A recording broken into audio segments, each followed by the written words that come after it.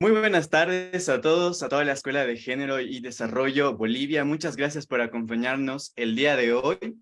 Bueno, lastimosamente nuestra directora Daniela Cabrera no se va a encontrar con nosotros, pero vamos a continuar aprendiendo mucho más de lo que se va a tratar sobre este taller. Pero antes quiero presentarme, pues yo soy el licenciado Adrián Arévalo, soy licenciado en Comunicación Social y también soy parte del equipo de comunicación y plataforma digital de la Escuela de Género y Desarrollo. Quiero enviarles un saludo muy grande desde la ciudad de Cochabamba, Bolivia, y agradecer a todos ustedes por estar conectados, ya sea desde los 9 departamentos de Bolivia, como también de diferentes partes del mundo, en realidad, como también nuestros países hermanos. Quiero mandar un saludo enorme a todos los participantes que se conectan desde Argentina, desde Perú, desde Chile, desde Paraguay, que tenemos muchos participantes que pues se conectan de ese hermoso país. Y bueno, para las nuevas personas que se conectan y pues que es la primera vez que participan dentro de la Escuela de Género y Desarrollo, pues comentarles un poquito sobre nosotros, porque en abril del 2020, con mucho esfuerzo, creamos un espacio virtual llamado Escuela de Género y Desarrollo, con el objetivo de informar y educar a hombres y mujeres para que puedan fortalecer sus conocimientos en temáticas de género, salud y desarrollo integral. Gracias a muchos profesionales con una destacable trayectoria y amplio sentido de responsabilidad social, fue posible llegar con este espacio virtual a todos sus hogares, dentro y fuera de Bolivia. Vimos con mucha satisfacción que la voz de expertos en diferentes especialidades, quienes de forma desinteresada y voluntaria cada martes nos comparten sus conocimientos para informar a la población y a la gente que realmente lo necesita. Juntos hemos aprendido ya en más de 154 talleres con la participación de más de 578,000 participantes de diferentes departamentos de nuestro país, como también del exterior. Gracias a todos ellos por participar y ser parte de esta gran familia de la Escuela de Género y Desarrollo. Hoy reafirmamos nuestro compromiso de seguir trabajando con ustedes y por ustedes, porque estamos convencidos que con educación Bolivia puede. Muy buenas tardes a todos, muchas gracias por estar conectados el día de hoy. Para mí es un enorme placer volver a compartir con ustedes y poder dirigir este taller. Gracias también a la Escuela de Género y Desarrollo, como también agradecer a nuestra directora Daniela Cabrera, que por motivos de trabajo no va a poder estar con nosotros, pero este día, hoy martes, como todos los martes, vamos a continuar aprendiendo. De igual manera, vamos a seguir mandando saludos a todos los participantes que se encuentran con nosotros y también que ya se encuentra lista nuestra expositora del día de hoy, que en un ratito más la vamos a presentar. Como también vamos a agradecer a Samuel Doria Medina, quien es el promotor de la Escuela de Género y Desarrollo, que de igual manera no se encuentra con nosotros, pero estamos muy felices de que gracias a él podemos pues llegar con estos talleres de interés y mucho conocimiento a todos nuestros hogares. Agradecemos nuevamente a Samuel Doria Medina por su participación dentro de la Escuela de Género y Desarrollo. Ahora es momento de conocer a nuestra gran expositora que nos va a acompañar el día de hoy. Ella pues es una especialista en el área y nos va a hablar sobre el tema número 155 del taller de la Escuela de Género y Desarrollo, que se llama Consecuencias de la Violencia Infantil. Como cada martes, pues vamos a aprender un nuevo taller de diferente temática. En esta oportunidad, el taller 155 va a ser realizado por nuestra expositora del día de hoy, que ya se encuentra con nosotros. De igual manera, le agradecemos por su participación. Y bueno, vamos a hablar un poquito más sobre ella, porque ella es la doctora Carla Osinaga Vascopé. Ella es médica cirujano de la Universidad Mayor de San Andrés, como también tiene una especialización médica en psiquiatría en el Hospital de Clínicas e Instituto Psiquiátrico San Juan de Dios de La Paz, Bolivia. También tiene parte de su trayectoria un diplomado en neurodesarrollo y neurofacilitación temprana Sociedad de Pediatría de la Universidad Autónoma de México. También, pues nuestra participante tiene un diplomado en terapia cognitiva y conductual en niños, y adolescentes del Hospital Psiquiátrico Infantil JN Navarro de Icosame, México. También nuestra expositora del día de hoy tiene un diplomado en gestión en salud y epidemiológica de la Universidad Mayor de San Simón en Cochabamba, Bolivia. También, pues, nuestra expositora del día de hoy tiene cursos en salud mental de la mujer y muchos diplomados más que ya pronto vamos a poder darle la palabra a nuestra gran expositora, la doctora Carla Osinaga Bascopé. Sin más preámbulos, queremos iniciar con este taller y agradecer nuevamente a todos los participantes del día de hoy. Ya nuestra doctora se encuentra con nosotros y recuerden que nuestro taller pues tiene un tiempo de 45 minutos en la exposición y 45 minutos aproximadamente en preguntas. Así que, sin más preámbulos, vamos a dar el saludo correspondiente a nuestra doctora y expositora del día de hoy, la doctora Carla Osinaga. Muy buenas tardes, doctora, y muchas gracias por acompañarnos el día de hoy. Le mando un saludo de parte de nuestra directora Daniela Cabrera, como también de nuestro promotor Samuel Doria Medina. Buenas noches, muchas gracias por la presentación y la invitación a la querida Daniela y obviamente a ti y obviamente Samuel Doria Medina y a todos los participantes que están conectados. Entonces voy a empezar a compartir la pantalla. ¿Se me escucha, verdad? Claro que sí, adelante doctora, si la escuchamos y la vemos perfectamente. Gracias. Bueno, tal vez mi exposición va a ser un poco más rápida y las preguntas también porque no tengo mucho tiempo disponible porque luego tengo una conferencia. Entonces vamos a comenzar.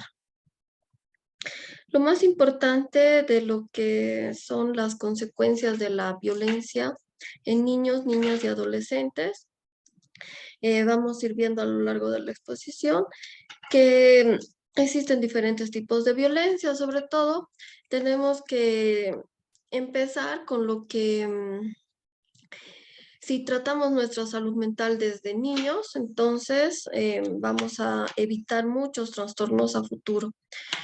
Por ejemplo, el psiquiatra en Bolivia y en algunos países es muy estigmatizado, lo que piensan la mayoría, tanto padres y como algunos colegas, inclusive algunas personas adultas, que piensan que el psiquiatra solamente es para la persona que está loca. Entonces, no es así, sino que nosotros como profesionales, médicos y especialistas en psiquiatría tratamos todos los trastornos relacionados a la mente y que estaría relacionado con todo lo que es el cerebro y los neurotransmisores, como por ejemplo en adultos se trata la depresión, la ansiedad, el insomnio, trastornos neuróticos, trastornos del estado del ánimo, trastornos psicóticos y un sinfín de trastornos que son para la especialidad de psiquiatría. Como ahora también vamos a ver las consecuencias de la violencia infantil dentro de lo que son niñas, niños y adolescentes. También el psiquiatra trata trastornos del neurodesarrollo, como ser trastornos de déficit de atención y hiperactividad, retraso mental, trastornos de conducta del comportamiento, también depresión, ansiedad, insomnio, trastornos relacionados sobre todo a agresividad y diferentes tipos de trastorno. Para comenzar, vamos a ver un poquito sobre lo que es la violencia. Pues básicamente la violencia, como todos saben, es una situación en la que alguien con más poder abusa de otra con menos poder. En este caso, vamos a indicar que la persona que sufre una violencia, en este caso niños, niñas o adolescentes, generalmente este abuso o este maltrato es ejercida por el cuidador o por la madre o el padre o algún familiar o inclusive algún hermano. En este caso, la violencia infantil es un problema social a nivel mundial que necesita ser visible e identificado por los diferentes actores involucrados. Para ello es necesario tomar en cuenta que existen diferentes formas de violencia que actualmente son socialmente aceptadas o no percibidas como violentas o perjudiciales, por lo que generalmente no son reportadas, pues casi nunca los niños, niñas y adolescentes que han sufrido violencia la han denunciado debido a su edad o situación de vulnerabilidad. Dentro de los factores de riesgo más importantes de la infancia tenemos la edad, el sexo y algún grado de discapacidad, bajos niveles de educación, falta de ingresos y abuso de sustancias. Dentro de lo que es la violencia, tenemos diferentes tipos de violencia, como la violencia de género, la violencia física, la violencia sexual, la violencia emocional y el hostigamiento sexual. Pues la violencia es una forma de control que se apodera de la libertad y de la dignidad de quien la padece.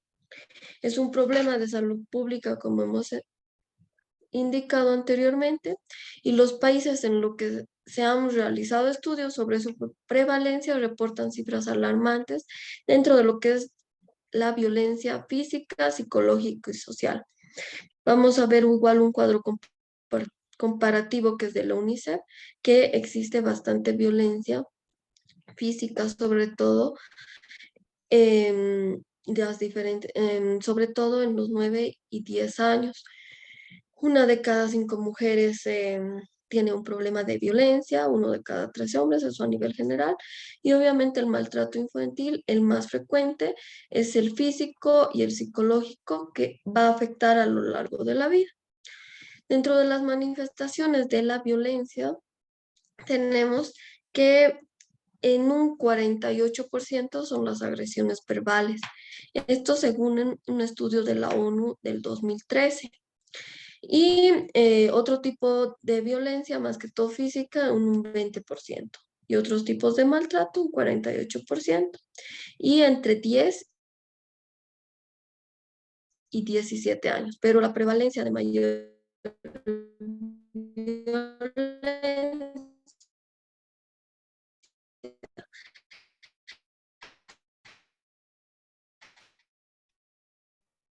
según este estudio de ONU, ha sido publicado. Tenemos por ciento de violencia, según ha sido un poco para el 2012, pero para el 2021 ha vuelto a aumentar y se encuentra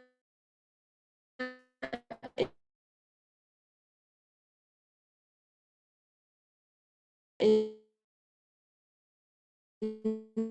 un 75%. Ese año, 21, aumenta psicológica a un 28%.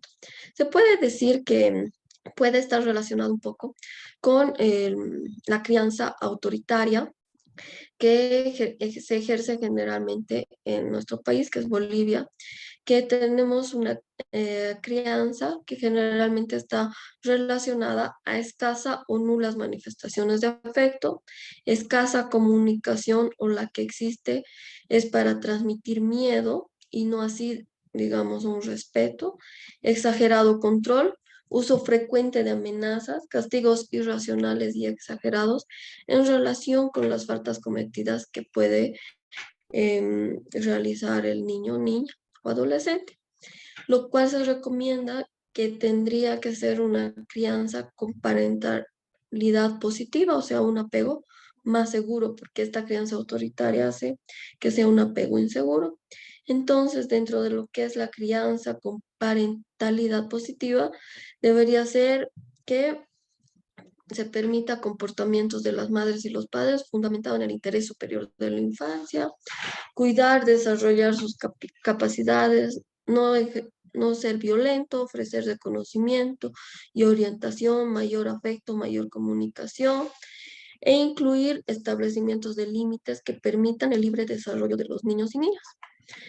Dentro de las consecuencias de la violencia infantil, la que más vamos a ahondar y abordar y que tiene bastantes problemas en la adultez son las consecuencias psiquiátricas y psicológicas.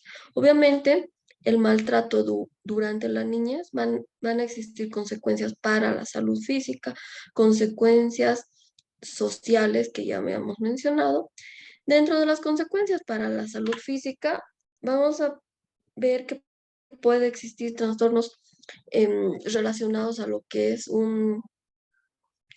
a futuro que puede desarrollar alteraciones físicas como ser problemas de espalda, escoliosis, diabetes, hipertiroidismo, em, dentro de lo que son traumatismos o sea, politraumatizados que va a afectar, digamos, todos los órganos a nivel de lo que es para las diferentes especialidades, ya sea para neurocirugía, para traumatología, inclusive alteraciones gástricas, que obviamente por los golpes, por la violencia física ejercida, se van a desarrollar enfermedades, patologías que afectarían la salud física.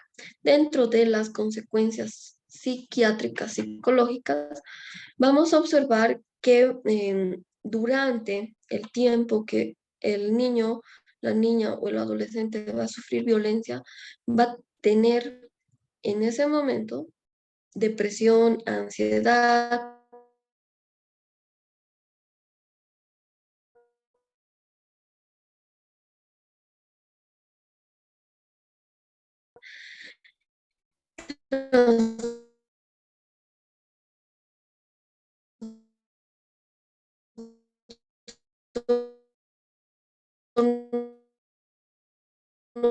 de estrés postraumáticos, trastornos que la vida, si se ponen se jalan o se comen los cabellos, existen diferentes tipos de trastornos que ya son una alerta para que ese niño, niña o adolescente reciba un apoyo de terapia que estaría relacionado con la evaluación del psiquiatra, que obviamente que van a ir relacionados de trastornos de depresión y ansiedad. Se estima que un bastante número puede existir trastornos de consumo de sustancias psicotrópicas, ya sea de alcohol o marihuana en adolescentes. Y trastornos de la conducta y comportamiento que son bastantes, que eso van a identificar sobre todo en algunos casos los profesores que van a ver alteraciones en su conducta y comportamiento, ya sea dentro de la escuela, con sus compañeros,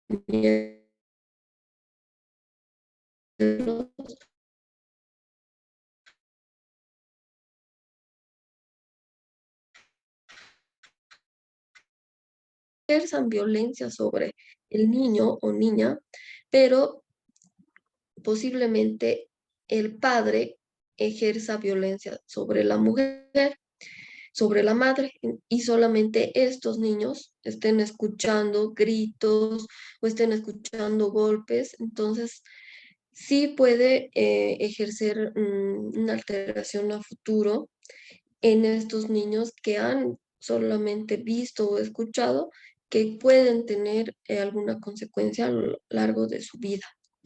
Generalmente estos niños que ya son maltratados van a tener, como había mencionado, una baja autoestima, alteración en su conducta y comportamiento, van a estar bastante irritables, van a tener bastantes berrinches, no se van a poder concentrar, van a estar agresivos la mayor parte del tiempo, puede haber conductas de que se puedan hacer pis en la cama, que es la enuresis, que pueden tener conductas que antes ya han sido solucionadas por los padres o por algún psiquiatra o terapeuta y que vuelvan esas conductas, van a estar bastante irascibles, pueden estar comiéndose sus uñas, jalándose su cabello, van a tener trastornos del sueño, pesadillas, van a estar agotados o fatigados, o también alteraciones en su apetito o en el colegio van a ser generadas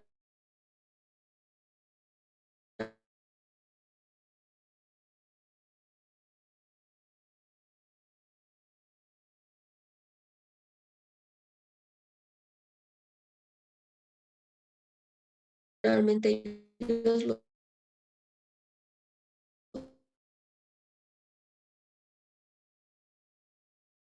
que ejerzan violencia o bullying sobre otros niños.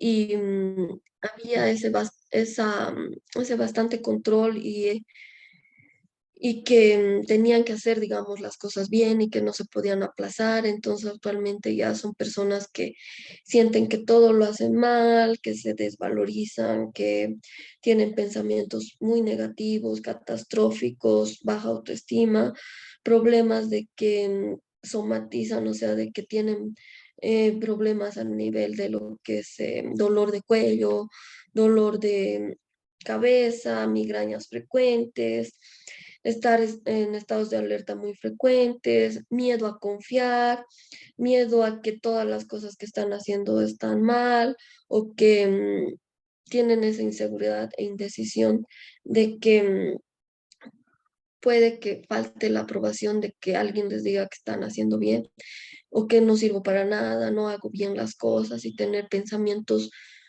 automáticos muy negativos en su etapa adolescente y de adulta. Y pues esas situaciones de que puedan ser desde que niños les hayan dicho que eres inútil, que eres burro, que no sirves para nada, que eres un mentiroso, que me has echado a perder la vida y así.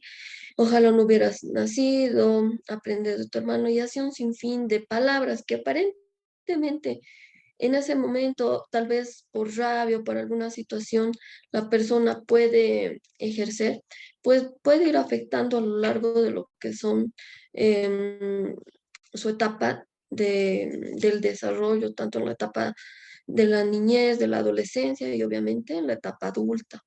Por eso es que a veces se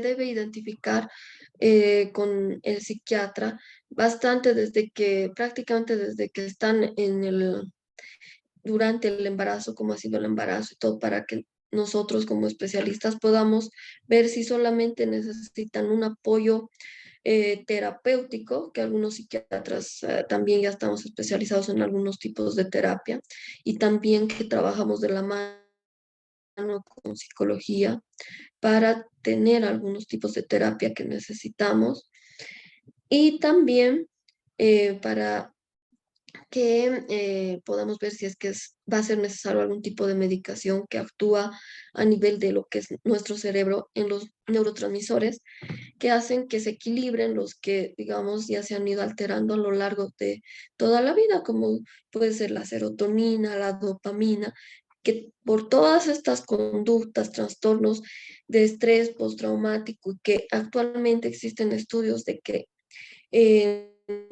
todos los niños, en un 80% la prevalencia es que tienen un trauma infantil y que actualmente están diagnosticados con trastorno de déficit de atención e hiperactividad o no han sido diagnosticados de un trastorno de estrés postraumático.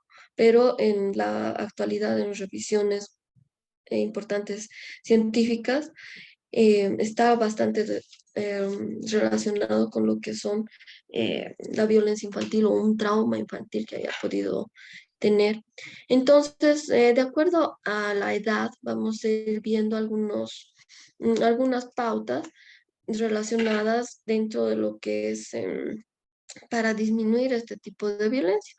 Y obviamente promover el apego emocional, el apego seguro, em, la comunicación, el reconocer y manejar las emociones, expresar su rabia, regular su agresividad y principalmente los padres o cuidadores encontrar las palabras adecuadas. ¿Por qué? Porque algunos no tienen un lenguaje adecuado para hablarles, ¿no?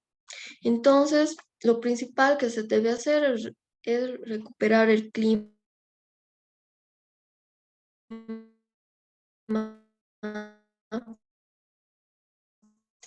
emocional, ejercer su autoridad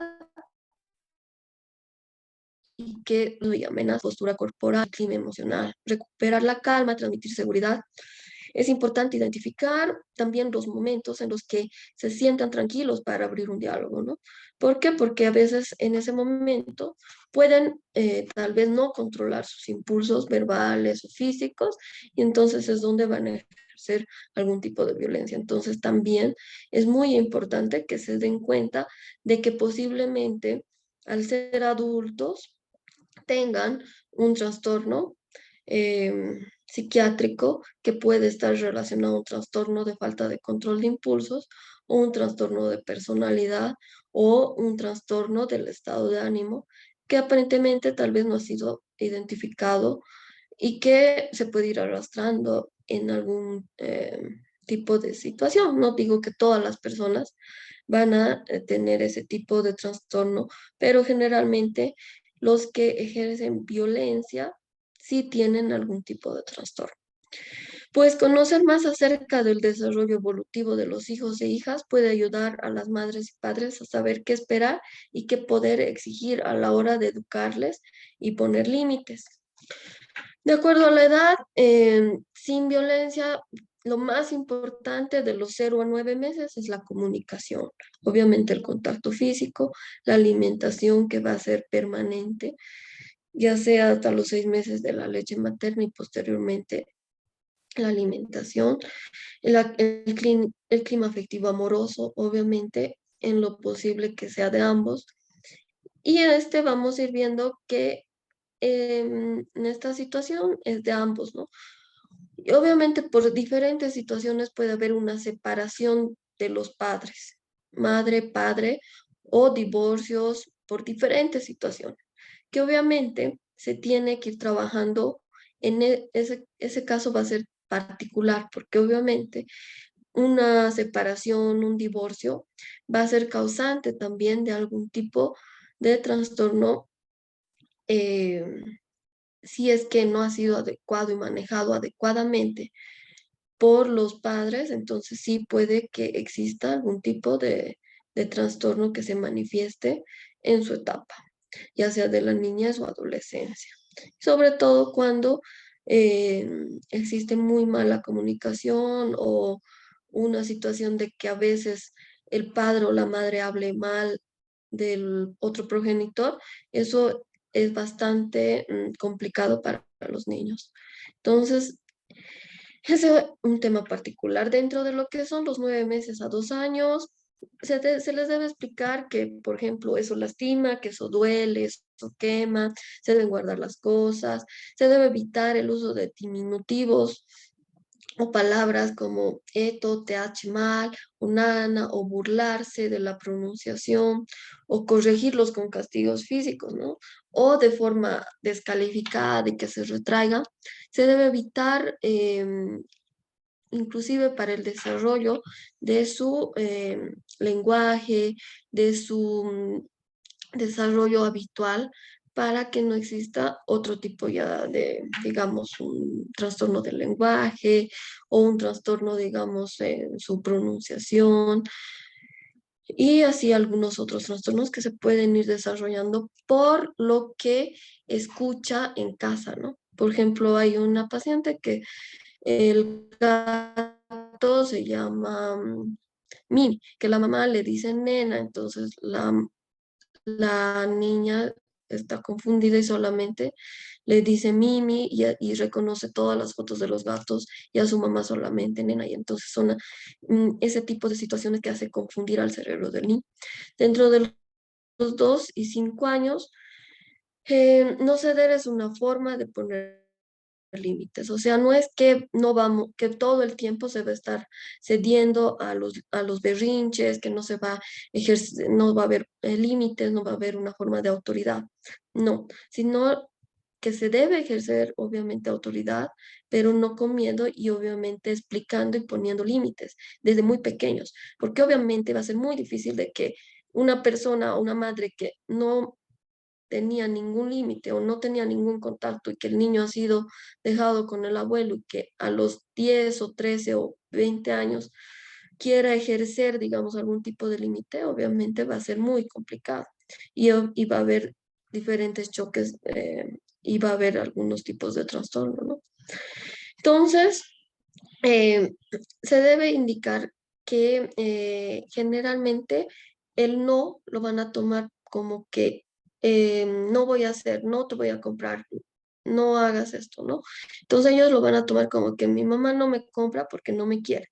Entonces hay que explicarles bastante en relación a lo que son las emociones con algunas formas que les voy a ir indicando, que en este caso puede explicarle inclusive que existe una película que es Intensamente, que es muy buena para explicar un poco sobre las emociones. El niño o niña no se siente seguro si no todo lo contrario. Encontró una manera de tener poder sobre su madre o padre. Esto es cuando ceden a todos sus berrinches o hacen algunas situaciones, entonces ellos ya van a decir en su mente, en su cerebro, si hago esto, mi mamá me va a dar esto, ¿no? Entonces, cuando ya son niños más grandes, de 5 a 11 años, se les debe organizar su tiempo, se les debe tener, se debe tener espacios de diálogo, informar sobre su cuerpo, reforzar hábitos de higiene. Se debe expresar que las madres y padres esperan buenas notas y buen comportamiento, pero al mismo tiempo también no se debe indicar las palabras adecuadas. No es que, digamos, me traes buenas notas, o si no te castigo, o si te aplazas esto, o que tienes que ser el mejor en todo, y que por qué, digamos, no tienes un 70 y tienes un 60. O sea, hay varias formas de que pueden estar siendo muy controlados y ejerciendo algún tipo, digamos, de forma de pensamiento que a futuro un poco les puede afectar. Reforzar los hábitos de higiene, conversar sobre algún tipo de consumo de alcohol y drogas. En esta situación, cuando ya, digamos, ya están por empezar a gritar y a pegar, porque generalmente lo que el ciclo es, pide algo, habla, grita y pega, ¿no? Entonces, en ese momento se debe detener, respirar hondo, calmarse y hacerse algunas preguntas. ¿Estoy esperando algo adecuado para la edad de mi hijo? ¿Le estoy hablando claro y firme? ¿Le he mostrado con ejemplos de mis acciones? ¿De qué otras maneras, tal vez lúdicas, o sea, con juegos, podría transmitir el mensaje? He sido consecuente con mis ideas y límites, o sea, que digamos no es solamente amenazarlo. Si, por ejemplo, no has tendido tu cama, si no ordenas tu cuarto, no te voy a dar el celular un mes, digamos, ¿no? Y entonces no hay que saber, digamos, de que todo lo que ustedes como padres van a decir, tienen que cumplir. Entonces no va a ser lógico que un mes no van a darle tal vez el celular a un adolescente, ¿no? Entonces tienen que decirle ya una semana, ya los niños una hora no vas a tener. Y obviamente en los niños está relacionado un poco con la edad. Generalmente si tiene, digamos, 5 años o 3 años, va a ser 3 minutos, digamos, de que existen diferentes técnicas cuando hay alteración en su conducta y comportamiento que están relacionadas a técnicas cognitivo-conductuales que en alguna otra ocasión lo vamos a ir viendo porque existen bastantes, que una de ellas puede ser que, por ejemplo, su sillón de pensar. En ese sillón de pensar o en un cuarto donde no exista ningún tipo de desconcentración o que él esté feliz en ese lugar, entonces tiene que estar como que en un lugar vacío que no tenga ningún tipo de entretenimiento y que piense en que si está haciendo bien y qué es lo que está sintiendo y cómo, digamos, van a negociar para que no vuelva a pasar esa situación. También se deben hacer preguntas, ¿qué emociones tiene ese momento el padre, la madre? ¿Qué emociones reconoce de su hijo en ese momento? Y si está pudiendo expresarlas y cómo puede evitar, porque obviamente van a haber bastantes chantajes de sus hijos. En todas, bueno, en la mayoría de las edades se debe dejar que asuman las consecuencias de sus actos, dialogar y a través del juego los adultos pueden compartir con ellos diferentes códigos para reforzar el estado emotivo. En el sentido de que, digamos, cuando exista alguna situación de alguna alteración de conducta y comportamiento, pero si existe alguna situación de peligro, no es que ese tipo de técnica se llama de extinción, que no es que lo van a dejar, digamos, que si está en una situación de peligro, obviamente tienen que actuar, pero si, digamos, es porque no le están dando, digamos, el celular y no está cumpliendo, digamos, el horario y demás, entonces hay que dejarle que haga, digamos, un momento el berrinche, luego cuando ya se le pase en ese momento o después de un momento conversar con ellos, que por qué no se le está dando, por qué esto. Y obviamente cuando son muy niños que no se puede conversar aún, entonces solamente dejar que se le pase y luego ya va a estar haciendo otra actividad. Ese en el sentido de técnica de extinción, que es no tomarles atención en ese momento, pero obviamente no es cuando existe una situación de peligro. Uno de los mayores gestos de autoridad y en todas las edades para aumentar lo que son los niveles de oxitocina en nuestro cerebro es un abrazo cálido y firme, que es un poderoso mensaje que da la calma, esa sensación de angustia y de no sentirse escuchado, porque generalmente lo que se van a quejar es de que mi papá no me quiere, no me hace caso, no me siento escuchado, no me entienden, y hace un sinfín de palabras. Cuando ellos realicen una actividad, se debe utilizar lo que es un poco el refuerzo verbal dentro de lo que es una conducta positiva y frases como qué bien, te felicito, estoy orgulloso de ti, orgullosa de ti, lo lograste, cómo estás creciendo, mira todo que ya aprendiste, has notado que hiciste bien tus tareas, has notado que esta conducta es adecuada para esto, o muy bien cuando digamos tienen que hacer algunas conductas es importante el refuerzo positivo verbal. También es importante percibir y gestionar las emociones, construir la toma de decisiones, generar empatía y sobre todo dentro de lo que es importante es el desarrollo general, un mayor desarrollo de habilidades sociales, disminuir las conductas antisociales como por ejemplo mentir o sacar algunas cosas sin permiso y ya, obviamente conductas antisociales que puede existir de robos y demás en algunos ya situaciones, inclusive que puedan matar animalitos, existe varios trastornos, varias conductas antisociales que van a estar relacionadas con otro tipo de trastornos, pero se debe disminuir ese tipo para que no aumentemos obviamente lo que van a ser a futuro trastornos de personalidad o trastornos psicopáticos, que son en algunos casos más actualmente de más consulta y en psiquiatría. Se debe promover la autoimagen positiva, lo cual hace que va a haber un mayor éxito académico, una mejor salud mental, mayores actividades prosociales y así vamos a evitar igual una depresión y un suicidio. Bueno, esta película que les había mencionado es principalmente para el reconocimiento de emociones en sus niños que pueden explicarles. También se pueden hacer eh, posts o con dibujos para explicarles o con emojis algunos em, lo que son principalmente las emociones. Obviamente el estar alegres, el estar felices, la sorpresa, el miedo, o en algunos casos que ya son más grandes, con fotografías que se les puede inclusive ellos tomar y saber cómo están expresando y cómo es y qué, digamos, puede estar expresando la otra persona. Y con eso concluiría lo que es la disertación en relación a lo que son las consecuencias de lo que es la violencia infantil y los trastornos psiquiátricos, psicológicos y algunas técnicas para disminuir la violencia en nuestro medio. Muchas gracias. ¿Algunas dudas? Bueno, agradecerle, doctora Carla, por acompañarnos el día de hoy y por presentarnos esta exposición sobre el taller del día de hoy. Vamos a comenzar rápidamente con nuestras preguntas para que podamos alcanzar con el tiempo y así nuestra expositora pueda responder a cada uno de ellos. Recuerden que los que están conectados en nuestro Zoom número 1 en el que estamos ahorita pueden levantar la mano para que podamos pues habilitar el micrófono y responder las preguntas.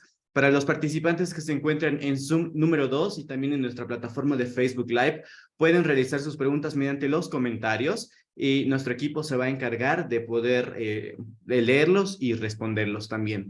Bueno, doctora Carla, vamos a iniciar rápidamente para que pues podamos responder las preguntas y habilitamos el micrófono de Apasa Cruz Sonia. Muy buenas noches, Sonia. ¿De dónde se conecta y cuál es su pregunta, por favor? Muy buenas noches, soy de la ciudad del Alto, del distrito 14. Mi consulta es para la doctora. Yo quisiera saber, aquí en Bolivia, ¿en qué lugar podemos encontrar psicólogos que nos puedan ayudar tanto para la violencia de la mujer y para la violencia de niñez de los niños? Esa es mi pregunta. Ya, principalmente lo que tenemos que identificar y ver, y esto como un mensaje para todos, es que un psicólogo no es lo mismo que un psiquiatra.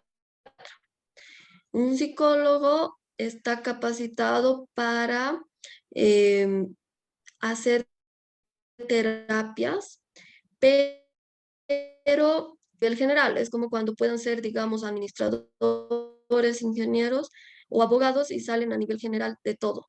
No es que el psicólogo va a ser psicólogo clínico y que va a hacer todo tipo de terapias. A veces pensamos que el psicólogo, es psicólogo, entonces me va a hacer terapia y piensan que es psicólogo clínico.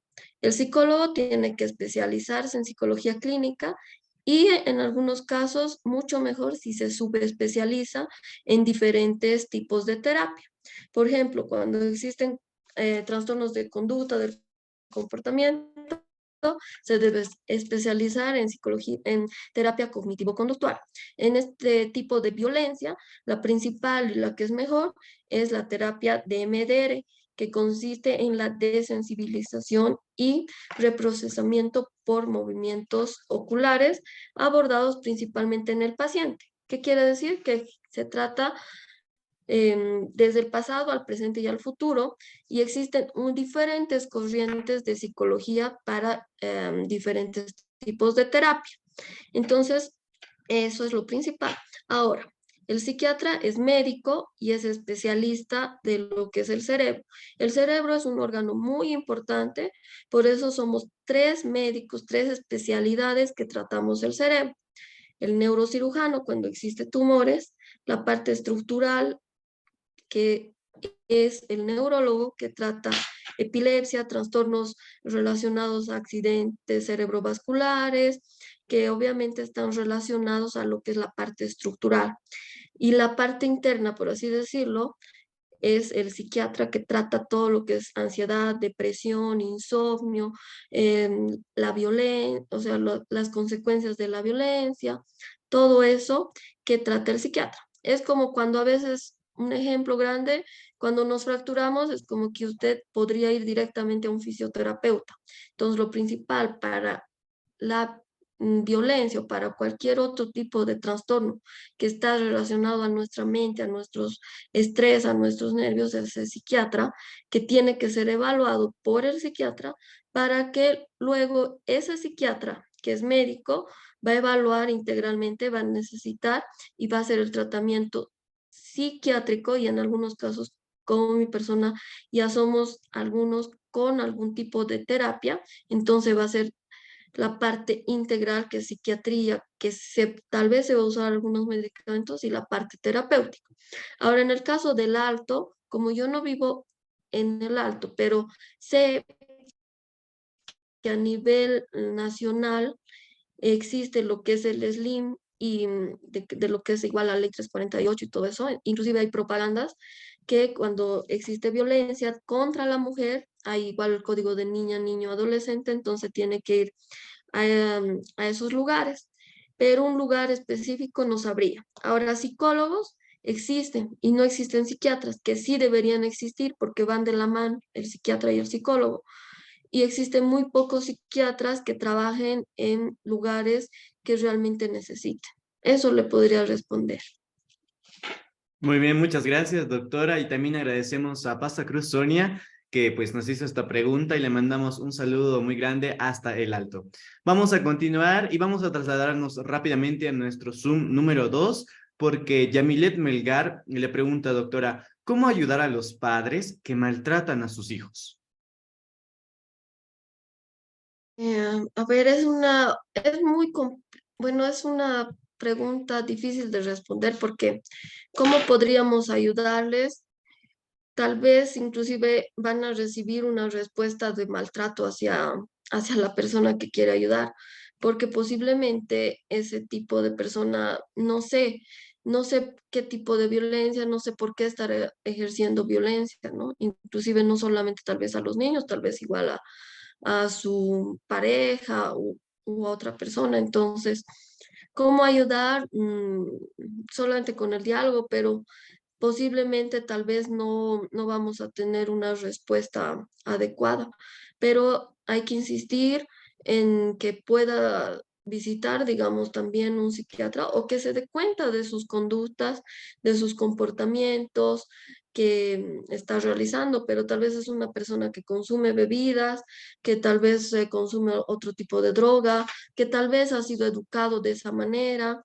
Entonces, existen diferentes situaciones particulares para ver si solamente va a responder, pero a una sugerencia, digamos, ¿no?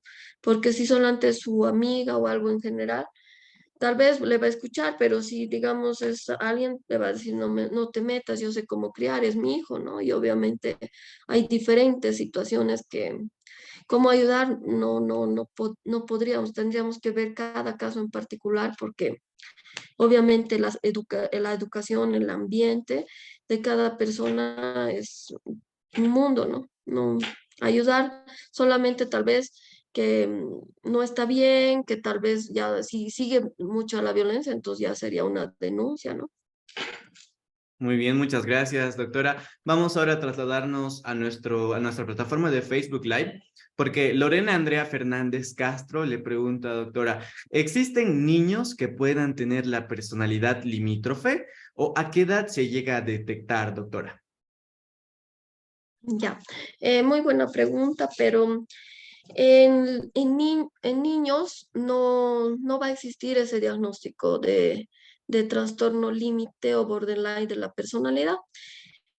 Sí puede haber rasgos o como que vaya a ir formándose, por eso es que debe ser evaluado integralmente y obviamente los tratamientos son bastante largos, ya sea psicoterapéutico y farmacológico. ¿Para qué? Para que cuando ya tenga, digamos, 18 años, 19, pueda estar ya con ese diagnóstico de trastorno límite o borderline de la personalidad. Lo que sí a veces confundimos, existen diferentes trastornos de personalidad, que a veces se puede confundir el trastorno límite de la personalidad con un trastorno de personalidad narcisista, con un trastorno dependiente de la personalidad, o un trastorno antisocial de la personalidad. Entonces, bueno, a la pregunta, la respuesta es que no va a haber ese diagnóstico en niños, pero sí puede desarrollarse en la etapa adulta y que van a haber bastantes antecedentes. Generalmente los niños, niñas y adolescentes y también algunos adultos, pero es más frecuente en niños que no van a tener solo un diagnóstico. Pueden tener retraso mental, trastorno de conducta del comportamiento, pueden tener trastorno del espectro autista y así, o sea, son como 4 o 5 diagnósticos en un solo niño. No solamente va a tener como que un solo diagnóstico, ¿no? Entonces, lo que sí, cuando existen niños y adolescentes que, por ejemplo, mienten, roban, matan animalitos, existen conductas muy disruptivas, pegan, digamos, a su abuela, a su hermano, o ya llegan a tener un sinfín de conductas que a veces pueden pensar que, digamos, no, eso no existe en niños, sí existe, inclusive hay más actualmente también por lo que es la tecnología y demás, y también en niños de la calle, ¿no? Que son trastornos que son disociales de la personalidad que están de la mano de trastornos de conducta y comportamiento, que obviamente esos trastornos van a ser en la etapa adulta de mal pronóstico, porque pueden llegar inclusive a hacer esto de lo que han debido escuchar bastante en noticias, que digamos anteriormente el parricidio, que el hijo mató a la madre solamente porque no le dio dinero, y eso pasó en Santa Cruz, y así un sinfín tal vez de noticias que ni siquiera nos enteramos, ¿no? Gracias. Muy bien, muchísimas gracias, doctora. Vamos a continuar y volvemos a nuestro Zoom número 1 y vamos a habilitar el micrófono de María Fariña, por favor. Muy buenas noches, ¿de dónde se conecta y cuál es su pregunta, María? Adelante. Nuevamente vamos a habilitar el micrófono de María Fariña. Muy bien, bueno, de seguro estamos teniendo algunos problemas técnicos. Vamos a habilitar el micrófono de Pamela Contreras Céspedes. Pamela, muy buenas noches. ¿De dónde se conecta y cuál es su pregunta, por favor? Hola, buenas noches. Bueno, pregunto desde La Paz, estoy exactamente en La Paz, Bolivia. Interesante la temática que están realizando. Mi pregunta es la siguiente. Acaba de decir la doctora que psiquiatría está dentro de medicina. Entonces, es una rama, una especialidad dentro de la medicina. Esa es una consulta, ¿no? Una duda que tengo. Y psiquiatría es donde, digamos, nosotros podemos llevar a nuestros niños que tienen, digamos, algún problema mental, o cómo podríamos hacer. Esa parte no la llego a entender muy bien. La verdad es que pensé que era igual que psicología, pero ahora, escuchándola a la doctora, veo que es una rama muy interesante, pero, o sea, específicamente neurológica. O tal vez me equivoco, no sabría decir, disculpe. No sé si me podría aclarar cómo puedo, digamos, a un niño que está golpeándose la cabecita o que tiende a gritar muy fuerte, ¿cómo puedo hacer para no equivocarme y no llevarlo donde no corresponde, ¿no? O sea, tratar de ayudarlo. Y, ¿ese niño habla? No habla. No, simplemente balbucea. Le comento ¿Qué que edad esto tiene? recién tiene 1 año y 7 meses. Su mamá le hizo caerlo, lo hizo caer cuando lo estaba cargando en un aguayito. Entonces lo hizo caer y a la caída resultó, estaba intentando hablar, pero ahora no, solamente babea, tiende a golpearse la cabecita. Y yo pensé que eso era para psicología, pero como acaba usted de decir, entonces no creo que se hizo un daño en la cabecita, ¿no? Ujú. Ya.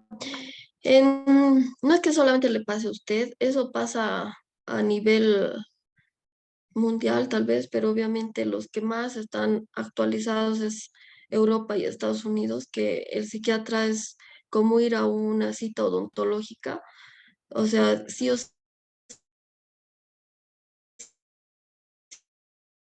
sí, sin salud muy desarrollados en esta área, o sea, la gente, las personas, ¿no?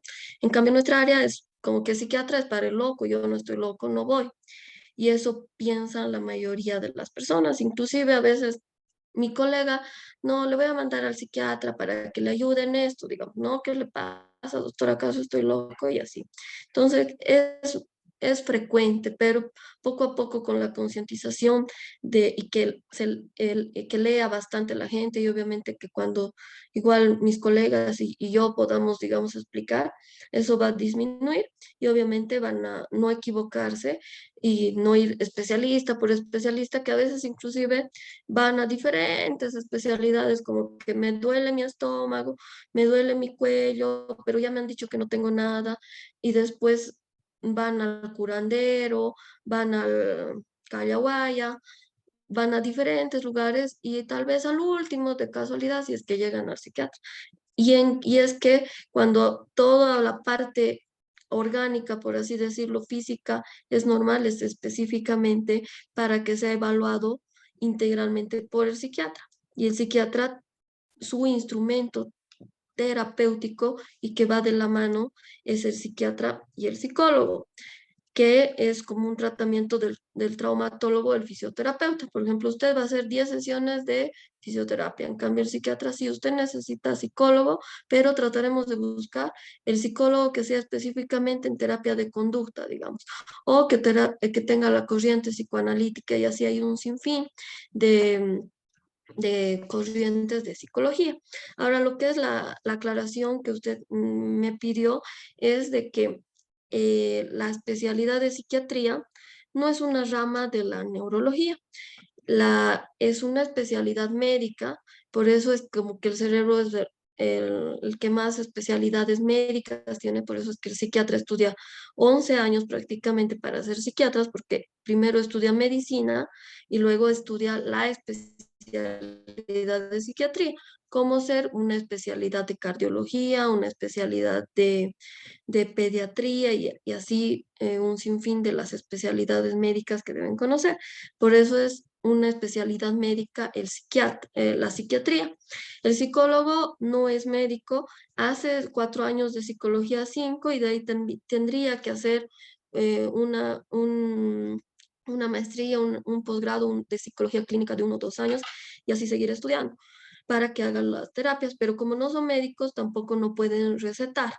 Entonces, esa sería la gran diferencia. No es una especialidad de la neurología, la psiquiatría, sino es una especialidad médica que estudia igual 3, 4 años como neurología,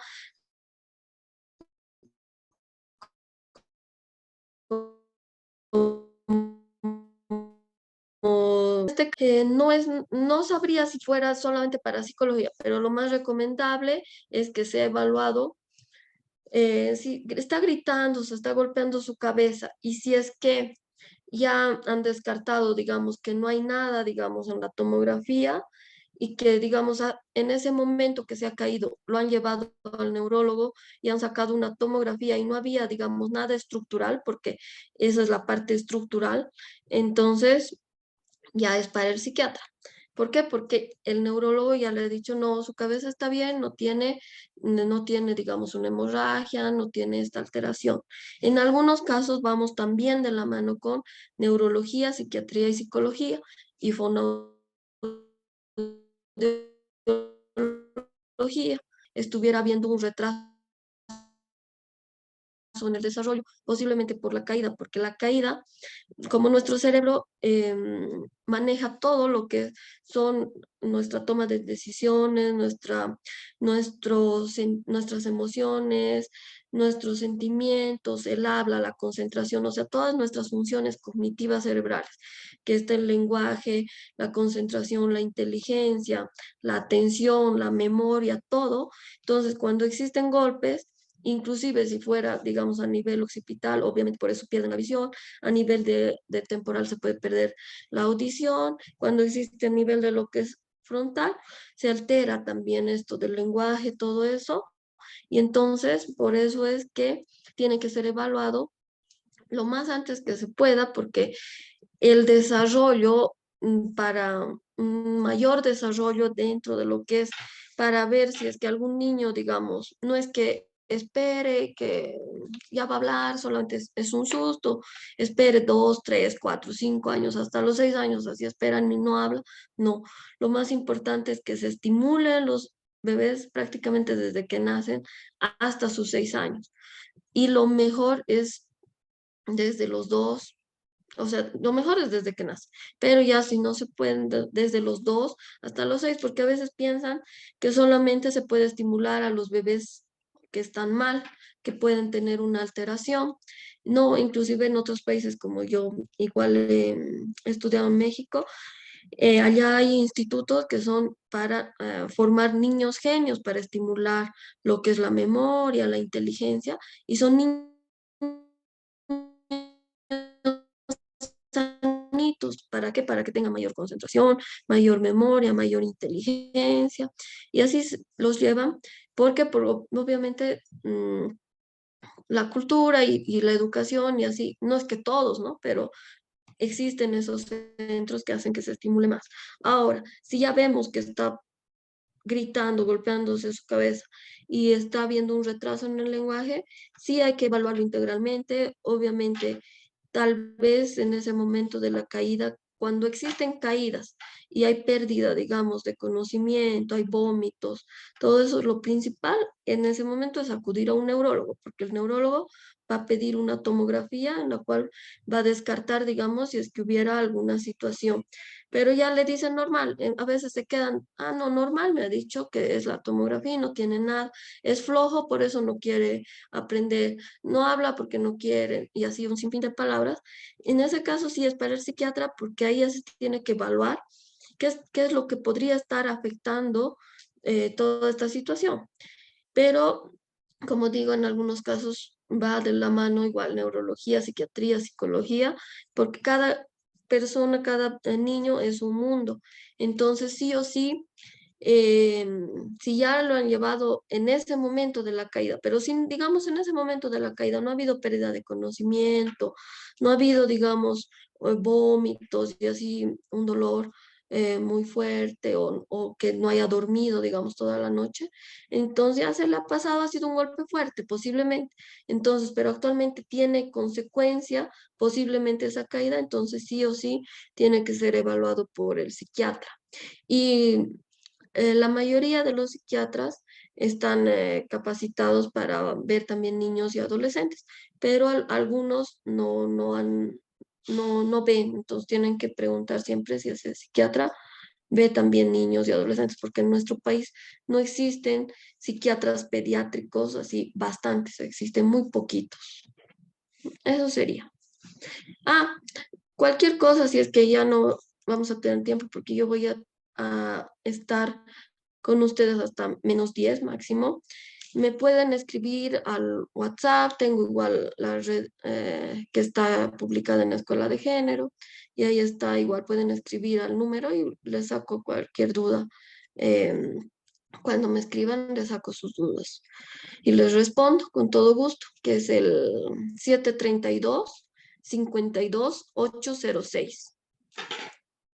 Muy bien, Eso sería por mí. muchísimas gracias, doctora. Bueno, yo me despido, muchas gracias a los participantes y les cedo la palabra a nuestra directora Daniela Cabrera, que ya se encuentra con nosotros. Muchas gracias. Muy Gracias. buenas noches a todos. Muchas gracias, Adrián. Agradezco a la doctora Carlos Sinaga por estar presente esta noche con nosotros y me disculpo por la demora por temas laborales. Se me hizo un poco difícil poder llegar. Sin embargo, les agradezco por estar presentes y estoy segura que toda la información que nos ha brindado hoy día la doctora Carlos Sinaga ha sido de mucho valor para todos nosotros, para poder abordar este tema tan delicado como es las consecuencias de la violencia infantil. Doctora, si me permite, continuamos con la siguiente, con ya las últimas 3 preguntas, si le parece. Entendemos que está corta de tiempo, así que, y a las personas que están preguntando el número de contacto de la doctora, no se preocupen, que también les vamos a publicar en nuestras diferentes redes sociales todos los contactos de nuestra invitada del día de hoy, para que ustedes ya de manera individual puedan hacer su consulta, así que no se preocupen. Continuamos, por favor, doctora. En sala 1 habilitamos, por favor, el micrófono de María Angélica Flores. Adelante, por favor, María Angélica Flores. ¿Cuál es su nombre completo y desde dónde se conecta, por favor? Y adelante con su consulta. Bueno, ahí estamos con algunos problemas, tal vez, con María Angélica Flores. Vamos a continuar, por favor, con Ibis Coral Arista Chila. Adelante, por favor, Ibis, buenas noches. Si me escucha, adelante, por favor. Vamos nuevamente, por favor, con Ibis Coral Arista Chila, por favor, adelante. Bueno, estamos con algunos problemas al parecer, doctora. Ahí está, a ver, vamos una vez más con Shirley en sala de Zoom número 1. Adelante, por favor, Shirley, ¿cuál es su nombre completo? ¿Desde dónde se conecta? Y adelante con su consulta. Muy buenas noches, doctora. Bueno, en primer lugar, muchísimas gracias por la conferencia que nos acaba de dar, muy interesante y de mucha ayuda para poder ayudar a nuestros niños también. Mi nombre es Shirley Miranda, yo me contacto desde la ciudad de La Paz. Lo que por favor le pediría a la doctora es que, visto que acá en La Paz no podemos encontrar buenos neurólogos infantiles, si podría darnos tal vez alguna recomendación para poder acudir para un posible diagnóstico de TEA. Muchísimas gracias. Ya. Bueno, neurólogos infantiles, el trastorno del espectro autista, que es el TEA, no solamente tiene que ser visto por un neurólogo infantil, también tiene que ser visto. El TEA es un tratamiento multidisciplinario. Si ustedes leen sobre el trastorno del espectro autista, ahí les va a decir en la definición, es un trastorno neurobiológico, es un trastorno del neurodesarrollo y es un trastorno neuropsiquiátrico. Entonces, el diagnóstico del TEA, como tal, no solamente lo va a dar un neurólogo infantil, también lo tiene que dar un psiquiatra. También existe lo que es el psicólogo que esté especializado también en lo que es el TEA, que es un test que no solamente puede ser el que pueda hacer ese curso, que es el de A2, que es el de mayor certificación clínica, que eso también, por ejemplo, mi persona tiene ese curso que es de A2, también puede ser por un psiquiatra o un neurólogo, pero desde el punto de vista de esa certificación clínica de lados. Ahora, si solamente es una certificación que, digamos, quiere saber si es que tuviera trastorno del espectro autista, no es solamente, digamos, para el tratamiento o para el diagnóstico. El diagnóstico lo va a dar el neurólogo infantil o lo puede dar el psiquiatra o inclusive el psicólogo que esté capacitado para ese diagnóstico, lo puede dar. Pero independientemente de lo que nos importa en trastorno del espectro autista, desde mi punto de vista, no es solamente el diagnóstico, sino cómo tratar existen diferentes tipos de trastorno del espectro autista. Entonces,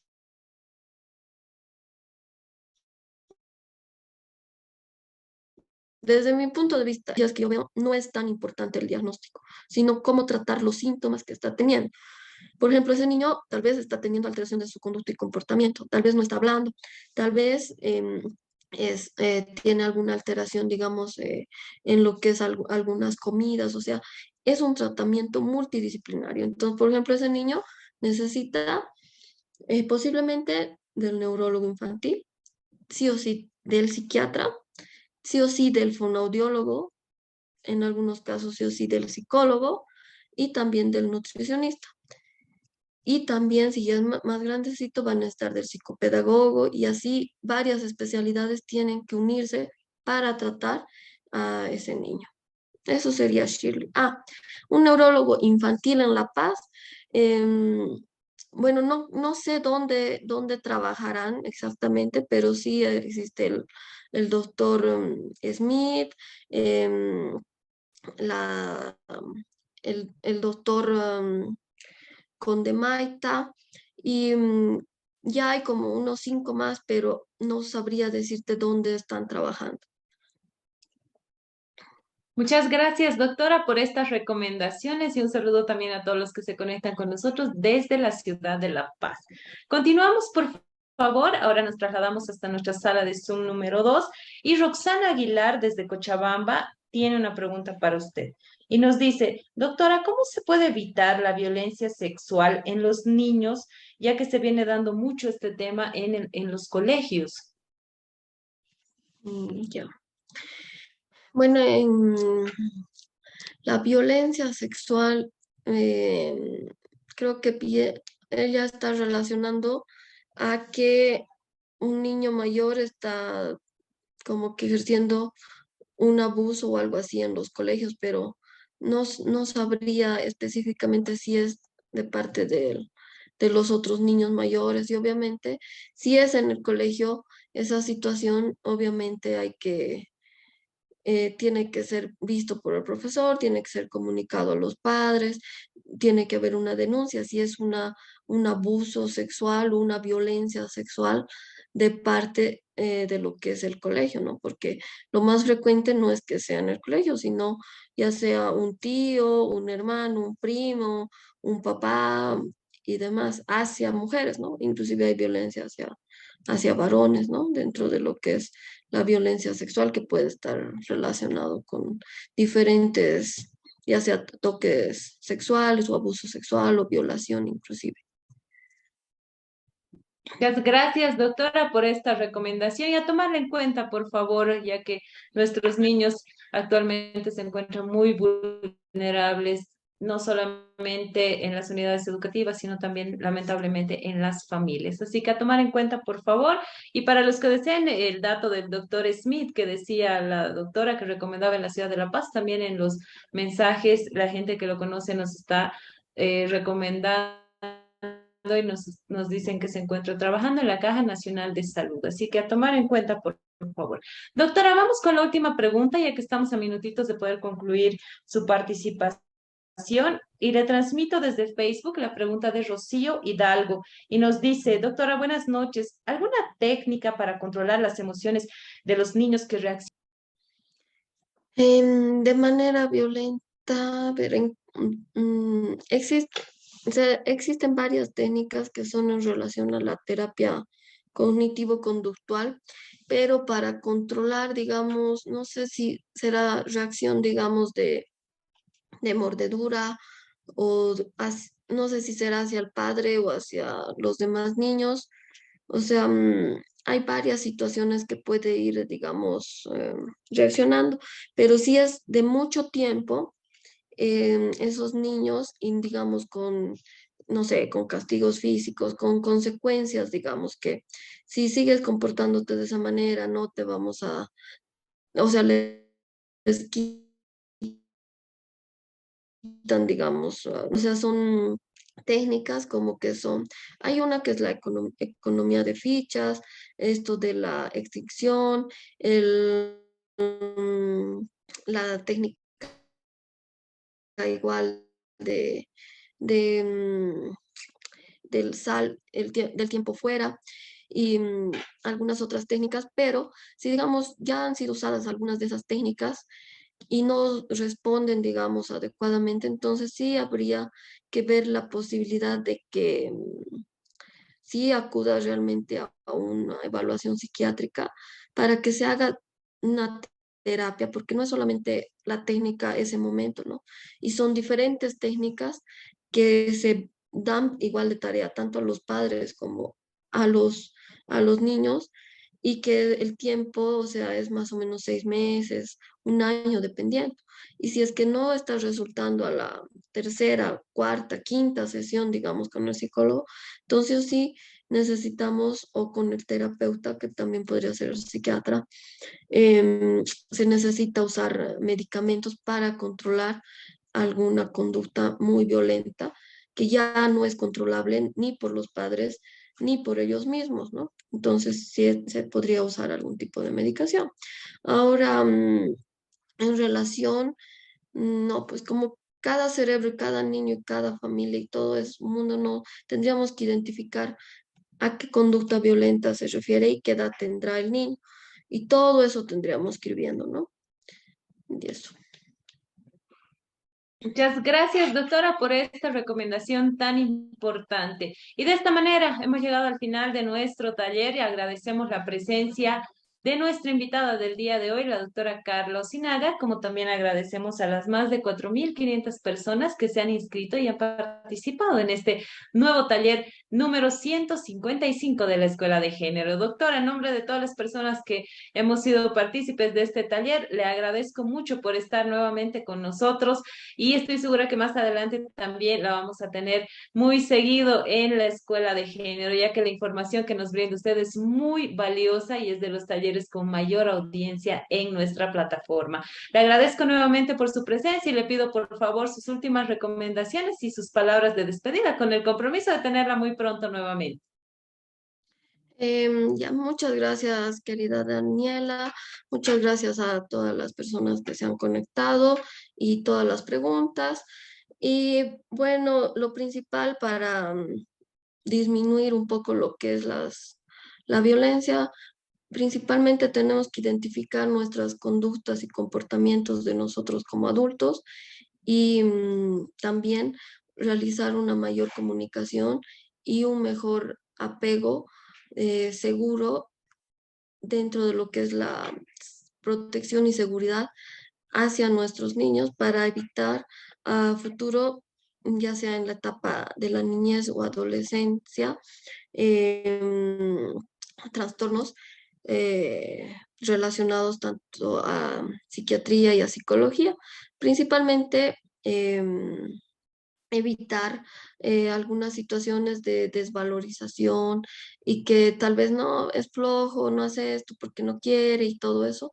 Obviamente, si son situaciones que son más de un mes y que no están siendo controladas y necesitan la evaluación del psiquiatra para que se lo pueda ayudar tanto, no solamente al niño, sino a la familia, porque no solamente afecta todas esas conductas al niño, sino también a la familia y obviamente pueden existir diferentes discusiones, inclusive entre padres, ¿no? Y a veces que piensan, no, ya tiene psicólogo en el colegio y el psicólogo que le ayude.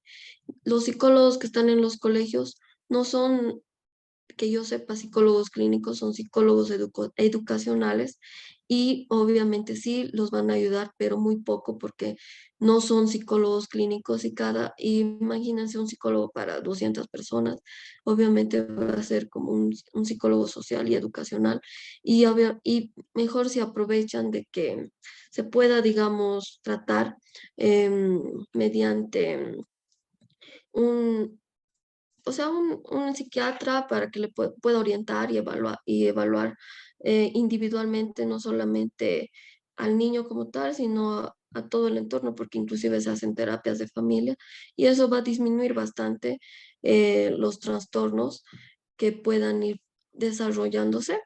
Y bueno, yo actualmente estoy en Cochabamba, también no solamente, digamos, en consulta privada, también hago igual la parte social, colaboro con varios pacientes que si necesitan ayuda yo los puedo evaluar y todo. Para que se les pueda eh, mejorar todo este tipo de trastorno que es para estos niños.